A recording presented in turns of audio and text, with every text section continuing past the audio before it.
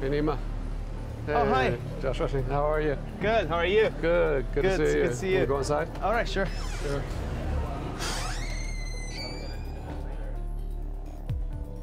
Better security in general, but I suppose different groups of people have different ideas about this thing. So, Tor is this software that basically encrypts your internet traffic with 3 layers of encryption and bounce it through 3 different locations around the world to make it way more difficult to track you. One of the reasons people use Tor is to bypass censorship. The other reason is to protect their privacy. There's this product called Tor Browser that is the main product of the Tor project. While you browse the internet over Tor, they cannot tell who you are, where you're coming from, and what are your online habits. So if you click on the onion, you can see you're connecting from this browser to Germany. The second one is in France, and you're exiting the Tor network from Ukraine. And so right now, this ISP here, the internet provider of here, thinks that you're connecting to somewhere in Germany, and then Facebook thinks that you're coming from Ukraine. Anonymity is a big part of what you do. Why is that so important? Sometimes you need to make statements that are not attached to your name, to your affiliations. Sometimes you need to do things that are important to be said or done, but they shouldn't be attached to your name. And I think in a way, it kind of protects the democracy in any society.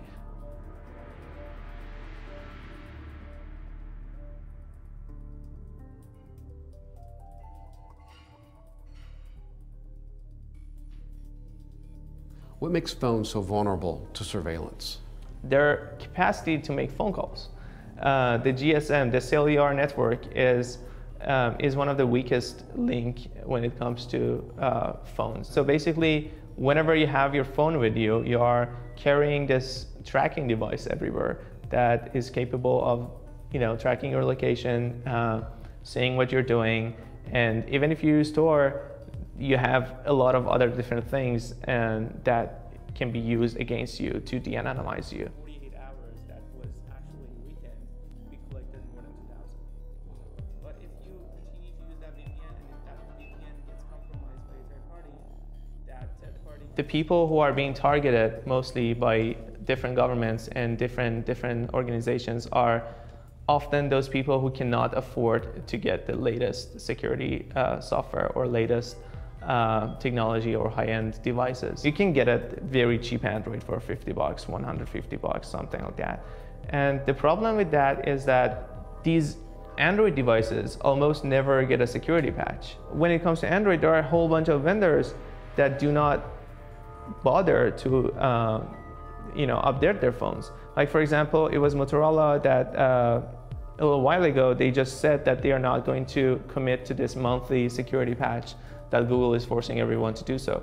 And what it means is that they are basically saying that it's too expensive for them to protect the security of their customers. For those who don't have the, 700 to 1,000 bucks to get an iPhone, what do you recommend they use for secure communications? So you can get an iPod Touch that is way cheaper than an iPhone. And the only difference between iPod Touch and the biggest difference between iPod Touch and iPhone is that it doesn't have the GSM and cellular network, the actual capacity of the cell phones that are being troublesome.